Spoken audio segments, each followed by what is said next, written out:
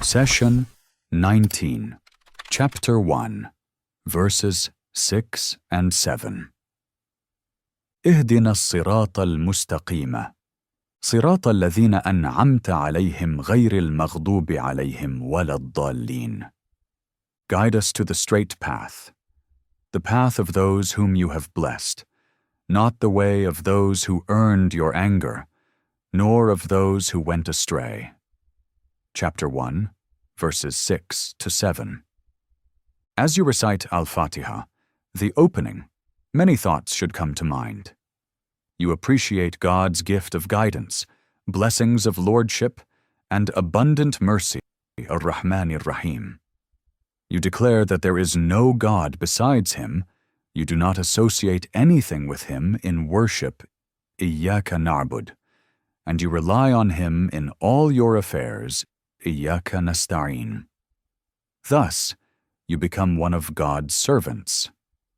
At that moment, God reaches out to you and teaches you one of the finest supplications a believer can learn. And, as long as you remain in His company, He will respond to you and answer your prayers, as promised in the following verse. When my servants ask you about me, I am indeed nearmost. I answer the supplicant's call when he calls me, so let them respond to me, and let them have faith in me, so that they may fare rightly. Chapter 2, verse 186. Given this golden opportunity, what would you ask God for? Would you ask for something temporary, or is this your chance to aim for everlasting good? A true believer does not ask God to grant him abundant wealth, property, or a nice car, because these material things are short-lived. God teaches us that true life is in the hereafter. Thus, He wants you to supplicate for guidance to the straight path, the path that will protect you from hellfire and admit you into the everlasting life and bliss of paradise. اهدنا الصراط المستقيم. Let's explore the concept of God's guidance in depth. God's guidance is of two types. The first is His general guidance.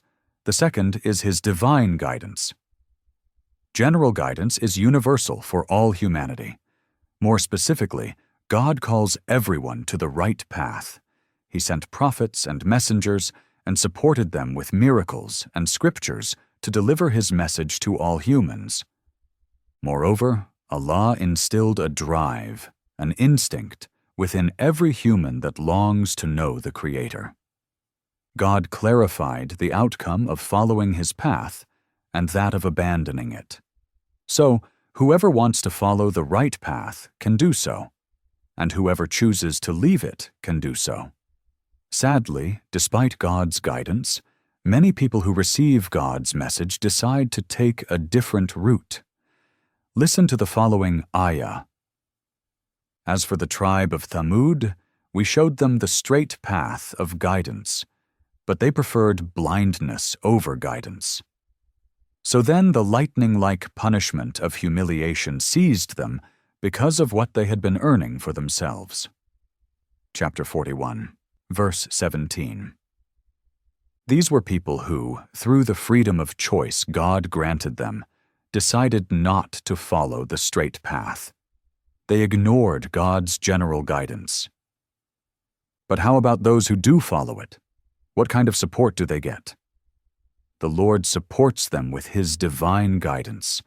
Allah endears faith and piety to their hearts and facilitates for them the actions that lead to paradise. He protects them from evil and helps them through hardship. Divine guidance is specific for the believers. Listen to the following ayah. As for those who follow true guidance, He leads them far ahead in their right ways and grants them piety and restraints from evil suited to their condition. Chapter 47, verse 17.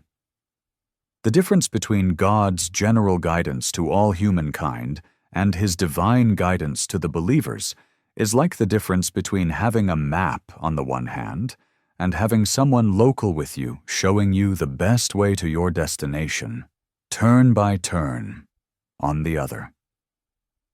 Whoever pursues the path of righteousness receives God's support in all aspects of his or her life. On the other hand, God abandons those who distance themselves from his path and leaves them astray. He says, "Whoever turns a blind eye to the remembrance of the All-Beneficent, we assign him a devil who remains his companion." Chapter 43, verse 36. As you study the Quran, you find three types of people who are deprived of God's divine guidance. They are listed in the following ayat.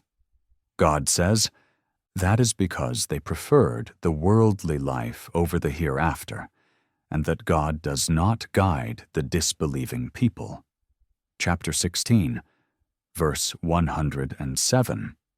And in another verse, "That will make it more likely that they will give true and proper testimony or fear that their oaths might be refuted by others afterwards. Be mindful of God and listen.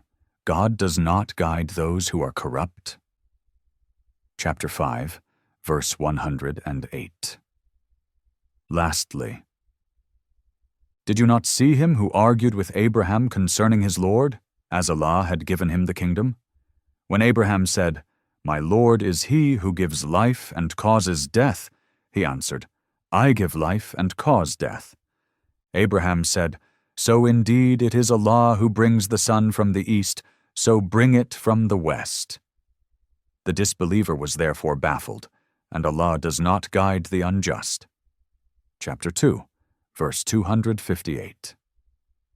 So the disbelievers, the corrupt, and the unjust are the ones who are expelled from God's divine guidance on the straight path. Now, let's take a closer look at the meaning of the straight path. A path usually leads to a goal or destination. When you plan a trip to your favorite vacation spot, you naturally want to get there as soon as possible, choosing the shortest road with no detours. As you well know, the shortest distance between 2 points is a straight line. It is by definition free from all curves and twists, because even a slight bend can deviate you a great distance from your goal. Take, for example, a train track switch. When a train shifts from one destination to another, it doesn't veer off significantly all of a sudden. Instead, the track is shifted by only a few centimeters. At first, this shift appears insignificant, but the more you travel on the track, the more apparent the difference becomes. In fact, as the train travels, that initial tiny shift widens to the extent that the train ends up at an entirely new city hundreds of miles away. Similarly, Allah has mapped the shortest route that leads you to paradise. Regardless of how slight it may be, any deviation from the straight path distances you from your goal. We ask God to guide us and keep us on His path that leads directly to heaven. We continue with the last ayah of Al-fatiha, which states, "The path of those whom you have blessed, not the way of those who earned your anger, nor of those who went astray." Who are the people God has blessed? We find the answer in the following verse. "Whoever obeys God and the messenger will be among those He has blessed, the messengers, the truthful, those who bear witness to the truth, and the righteous. What excellent companions these are." Chapter 4, verse 69. As you recite Al-Fatiha, the opening, you supplicate God to guide you to the same path they took, so you can join this great company at the highest levels in heaven.